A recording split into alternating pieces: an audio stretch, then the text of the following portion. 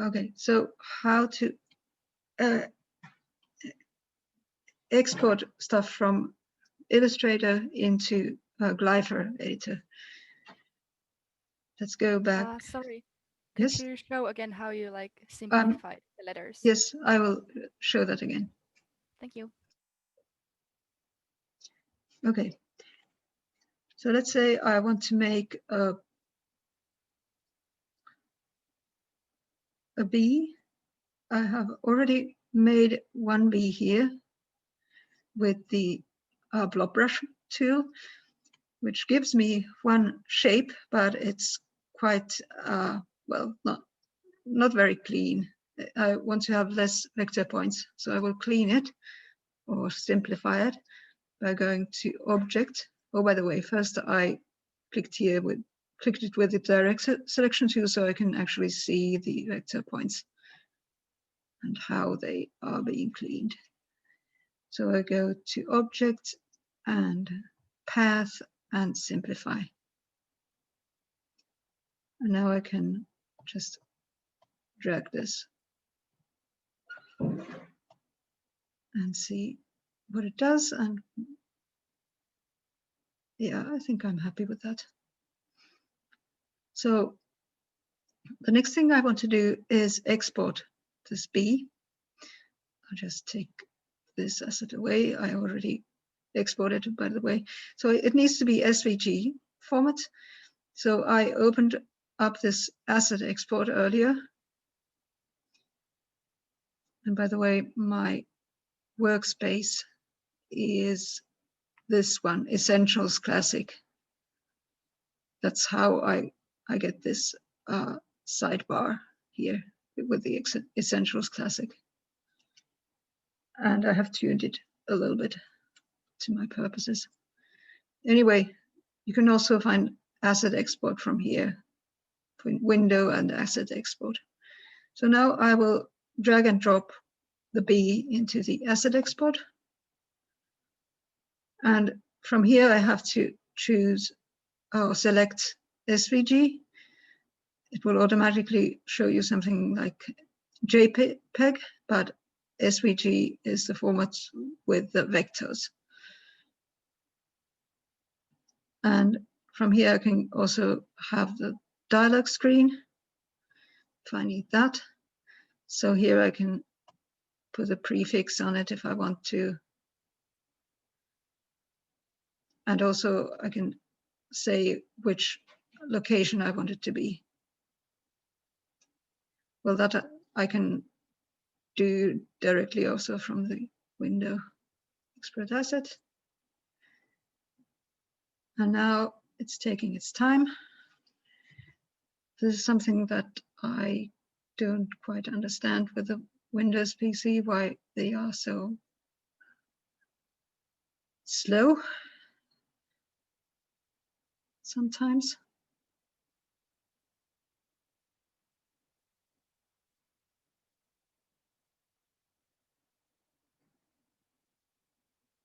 But I want to see it here in this files window. So it's quite important that you know into which file you put it. So here I want to change its name. That's why I waited for it. So I'll call it B lowercase. So naming these is quite important. And naming them so that you remember yourself what is which, because when you have a lot of these letters, then well, you understand probably why I'm saying this. Okay, back to Glyphr. So now I'm here in the import SVG window, which I, by the way, found here, import SVG. And I wanted to import the capital letter B, not A. Oh, no, it was not the capital letter, it was the lowercase letter. So yeah, B careful of where you do the importing, that you're in the right letter. And then I want to have the ascender for the lowercase b, because it does have the ascender. And if you have a capital letter, then you click here on the cap height. And if you have a letter with a descender, then you click here on the descender. But then, so now I want to drag and drop the code here. There's my file. There's the B lowercase. And this is quite important. You have to drag the file over here where it says drop SVG file here. Don't drop it here. So I drag and I drop it here in this slot. And now it shows me the actual code that takes up the letter.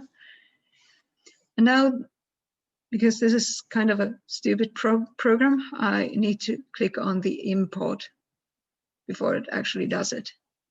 You can see that it hasn't imported it yet because nothing shows up here. Now I click on the blue button, import, and now I can see it.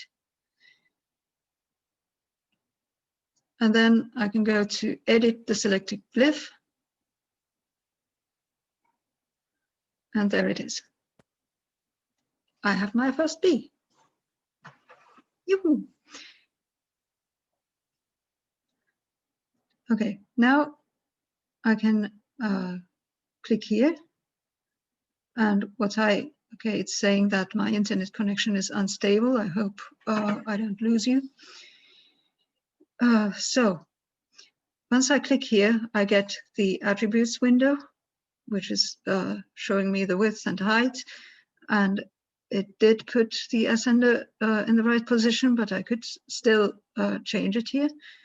Also, because this is made of vectors, I can just click here and change those vectors if I'm not happy with them. And please note that if you have anything that has a closed shape, then that closed shape is a shape of its own. So you have, with a B, you actually have two shapes here.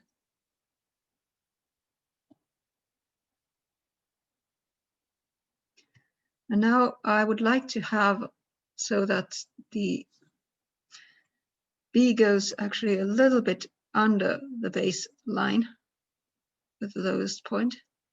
So I will make it a little bit longer. And now you can see that I have to co-edit the other shape as well. Or I could just move all of them. No, it doesn't want to move both of them at the same time. Okay. So this is what I was looking for, and I think I want to drag it so that it goes to the ascender height. There we go. Then when I click outside of this, when the letter is not selected, but I'm in the edit window, then when these things appear. And these are quite important, as there's the left side bearing and the right side bearing and the glyph width. Like by default, these are on, so it will automatically put a little bit of space, or a certain bit of space here and here. But it's quite important that you can edit them on your own by hand. So for instance, the right side bearing could be even a -1 when, remember what I said, that the spaces of the letters should be proportionally the same. So sometimes you need to put, for instance, if you have this sort of long edge, then you need to push the bearing on the left side to be wider. And sometimes if there's a lot of empty space here, then you have to push this more to the left to put it even into the minus. Let's see, I'll give this minus 10. That should do it. And then here I put it to plus 40. Let's see how this works. Then I can go and try out how this looks like here in the test drive. Now I only have B, so so that's all I can write here. B, okay, B, B, B, B, B, B. So obviously I can't now compare how the B looks with an A or how it looks with a capital A. Okay.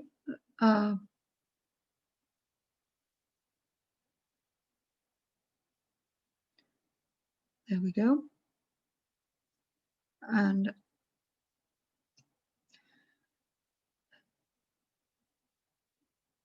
what was it that I wanted to do? I think I wanted to import another one. But first I go to here and click. Let's click on the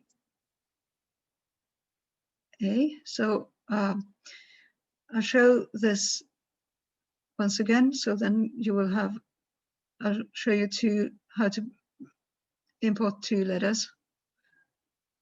And then you can try it out yourself. So this one I have already cleaned up. So I will just remove this asset away and drag and drop the A here. Now I'll just export it directly.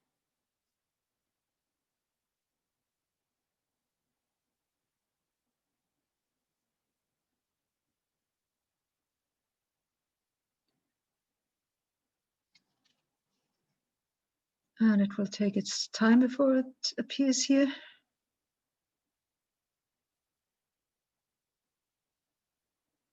This is so much quicker with a Mac.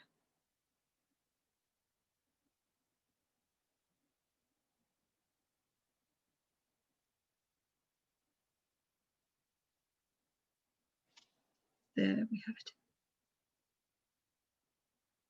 So I'll rename this right away A lowercase.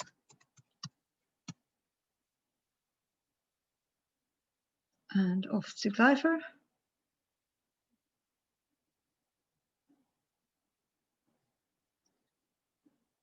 And import. So this time, oh yes, it's good that I showed this twice, because now I have to clear the code here first before I can import anything else. Then I click here to put in small letter A, and then I import it. So remember to clear the code. And A lowercase, I'll drag it and drop it here. And import. Oh, and it doesn't have an ascender, but it has an X height. Also, it doesn't have a descender. There it is.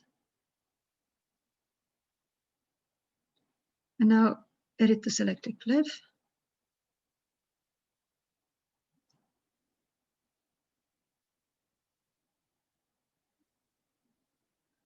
And again, in order to see the left side bearing and the right side bearing, I have to click away from the letter itself, because I'm guessing that there should be less space. Or maybe it will work. Let's see. I'll take it to the test drive.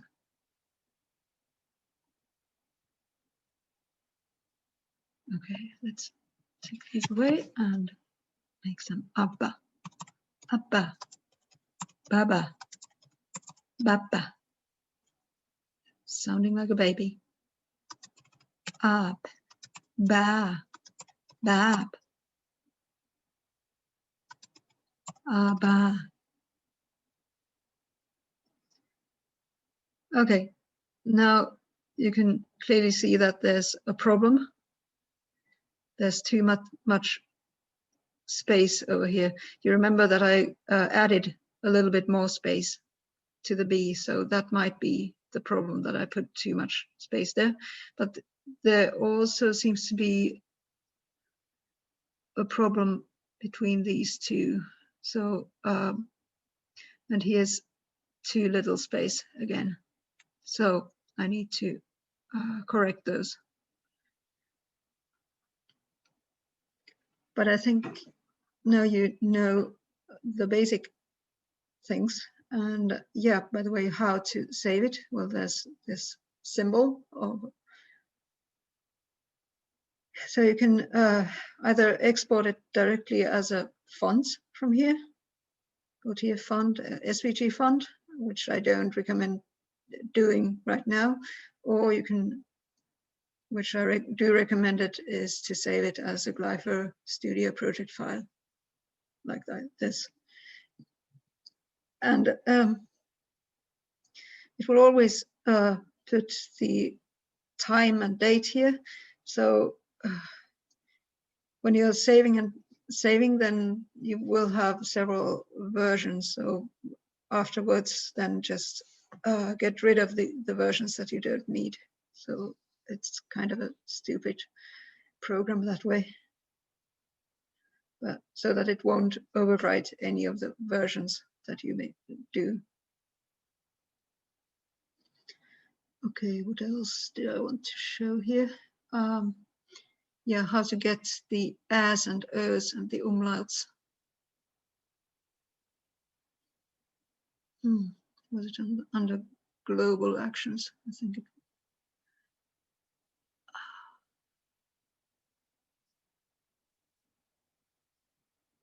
Or maybe it was under project settings.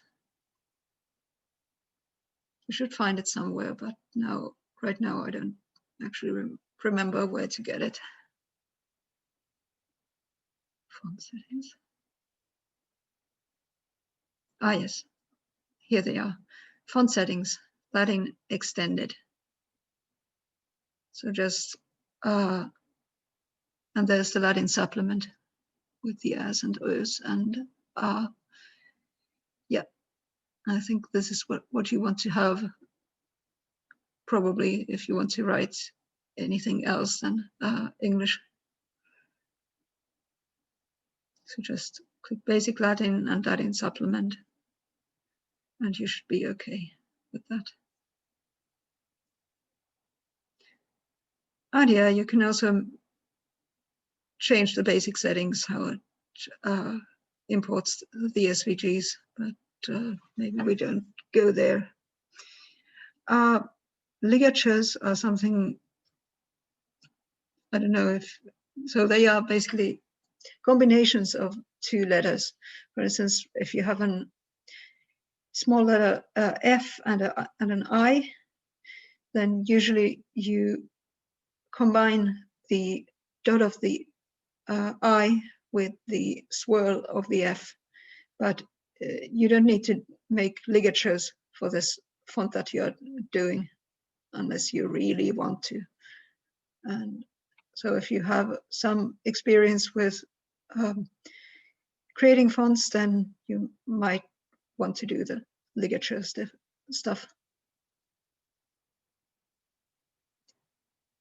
Also, you can add these kerning pairs if you want to have some letters always behave in a certain way when they come near some other letters. It's also something that you don't need to do if you don't absolutely want to do, for this purpose anyway. Okay, but this is a program that you learn best by doing. So I will now stop sharing and stop the recording, and then we can go to your questions.